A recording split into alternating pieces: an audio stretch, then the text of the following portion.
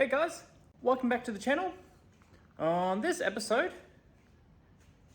I am dropping the LS1 into the patrol. So there's still lots of work to do on the interior of the car, but I'm ready for a break from all the bodywork and interior and trying to make the car look pretty. So I am going to play with some fun stuff. I'm going to drop this engine in and I'm going to get this ready to start making some turbo manifolds. So first things first, I need to get the engine mounts onto the vehicle, onto the engine, sorry. So I've got the custom-made rod shop engine mounts. Now there's a couple of reasons why I chose them over the Marks adapters. The primary reason is that the bolt is contained within the mount itself. So there's no separate rubber bushing where if that snaps, the engine can flip in the engine bay. So I had that happen on the diesel that was in the car before I put the LS1 in.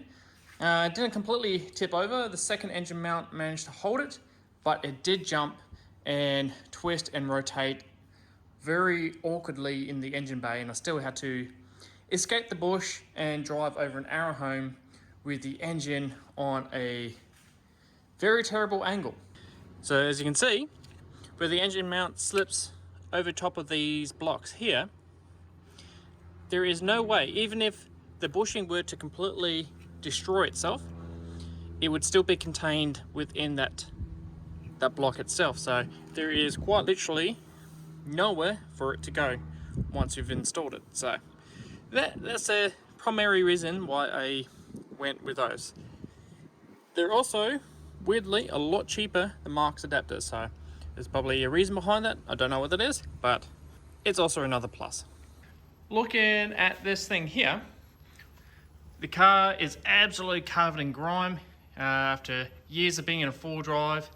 It had a bit of a rear main weep and it's been spewing oil and muck everywhere. I decided to clean a lot of these threads for the engine mount because they're pretty nasty. The bolt was going in pretty rough, so the last thing I want to do is to over tighten it and put a crack in the block somewhere. So that's what I'm playing with at the moment. I haven't cleaned this side, so that still needs to be cleaned up. So before I start trying to put this engine in there, I'm gonna clean up these engine mounts. So I'm probably gonna remove the starter motor. That doesn't need to be in there in the moment. So this is probably going to be in and out of the car a dozen times, so I'll just leave that off, get it out of the way so I don't have to worry about it.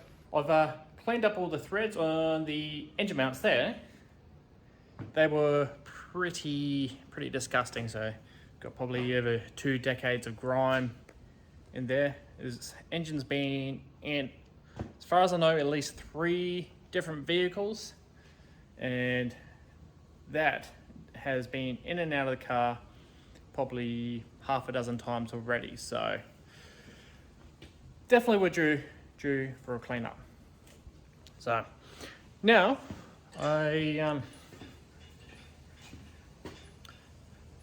lost the bolts for the engine mounts down here and just ran to the hardware store, got some basic galvanized bolts. Not good enough to run the engine itself, but for mock-up it's going to be fine. So allows me to get the engine in the car mocked up and I can start playing with the manifolds. So these are the bolts I picked up. So I had to grind down a little bit of the galvanizing on it because the clearance is 16 millimeters and the bolt's a 16mm bolt, but with the galvanizing, made it too wide to fit in. I think from this side, oh, that one doesn't fit in that side. So the tolerance is pretty tight. So I could have bored out that, but I don't want any more slack than I really need to. I want it to be a firm fit.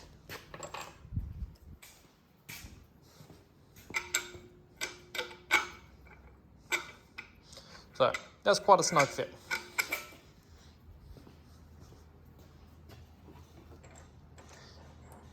kind of fits nicely in that sleeve. Whereas when I first picked it up, it didn't go in exactly perfect. Extremely smooth now. So this definitely not rated to be an engine mount. It might be okay being a 16mm bolt, but when it comes to time, I'll get a proper high tensile bolt going there. I might even be able to find the original bolts in that time. So yeah, that's what we're going to run. So I need to hook it up to the engine crane, disconnect all that, and then I can lower it in there. All right, throw you on the time lapse. Let's get to work.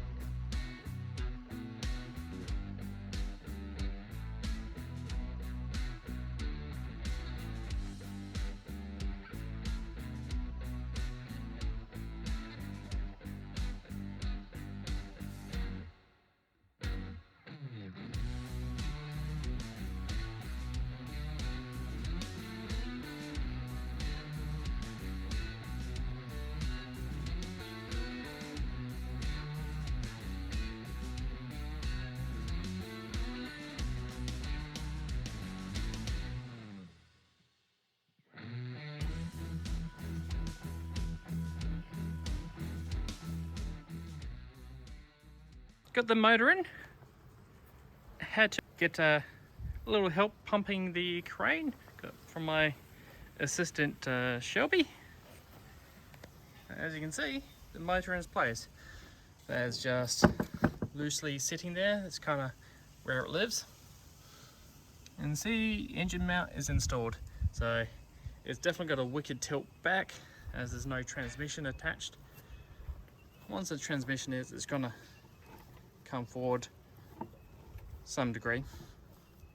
But we can put a block of timber on the back, attach a crane, kind of simulate it.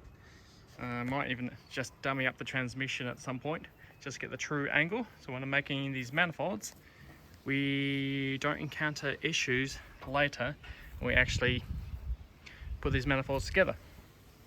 I've been dummying up this turbo, trying in different locations to see what is going to work for me.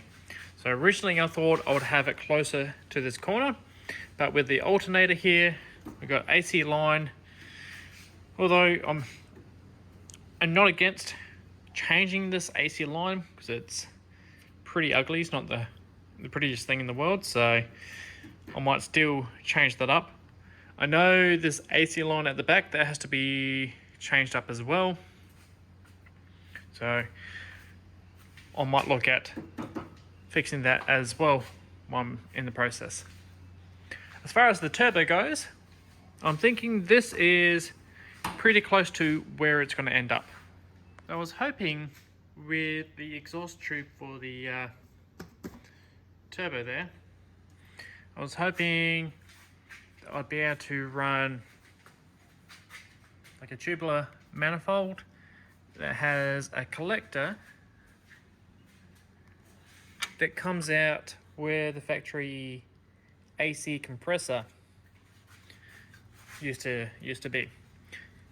And then I'd run a pipe under here, as we got a huge amount of room here, and up through here. I then could run a pipe under there. Now how I tie it into this side is a different story, because the turbo is directly under there, and it's only a very short throw to that. So I don't know if I'm going to have to run a tubular manifold down and then U it around and back up, or do I shoot it straight into it, but then it gets hard to tie in the other side that comes up through there. Now I see a lot of log manifolds that will shoot exhaust down underneath the transmission here, come up, and will enter the back of the log manifold here, and combined with this one, and it has a single exit that goes into there. That would work, but I personally don't like those manifolds. I just don't like them. Nothing about how they work or anything like that. I just think they're ugly, and I don't like the idea of something like that in this build. Even though something like that would be a lot easier. Since coming up with the idea of putting a turbo on this, I have very much liked the idea of running tubular manifolds, and I'm pretty keen on seeing it through. So, haven't figured out everything just yet. I know, have a good idea of what's going on with the manifold on this side, but I'm not entirely sure what's happening over here.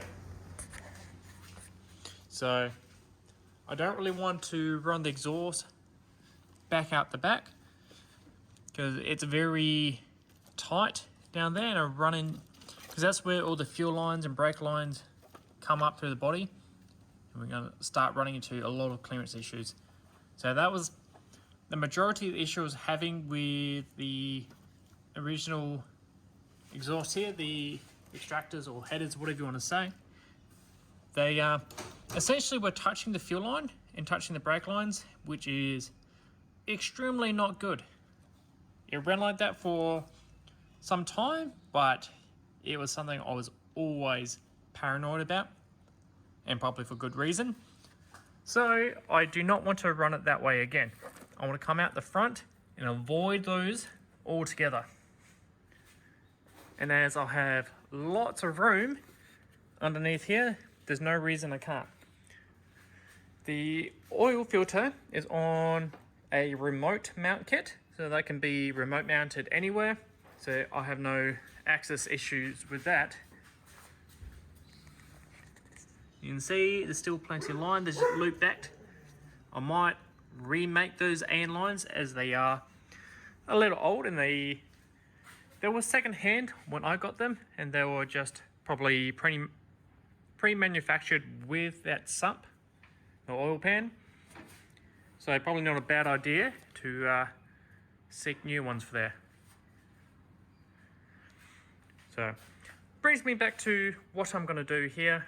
So not 100% sure.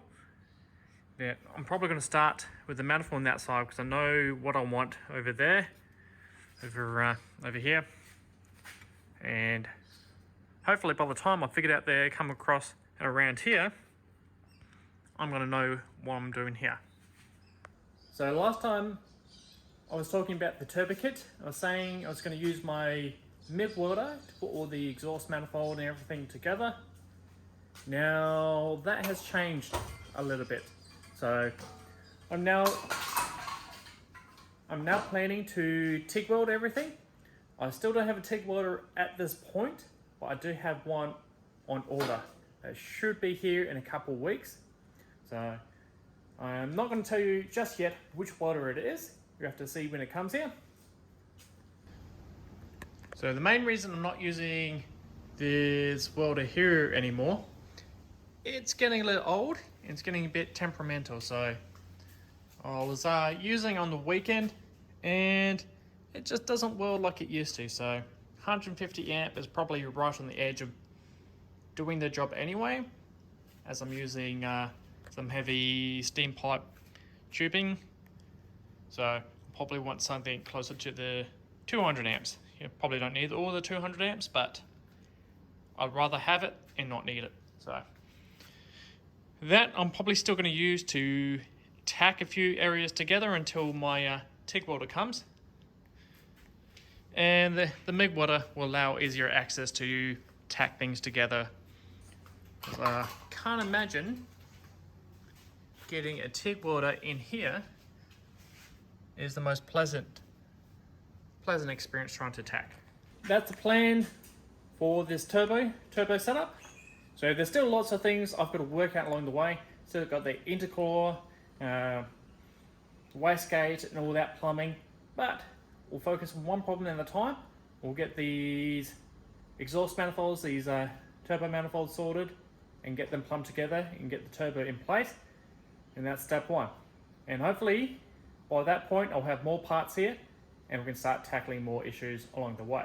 So thanks for joining another episode of Sam's Project Bench, and we'll see you next time. Bye.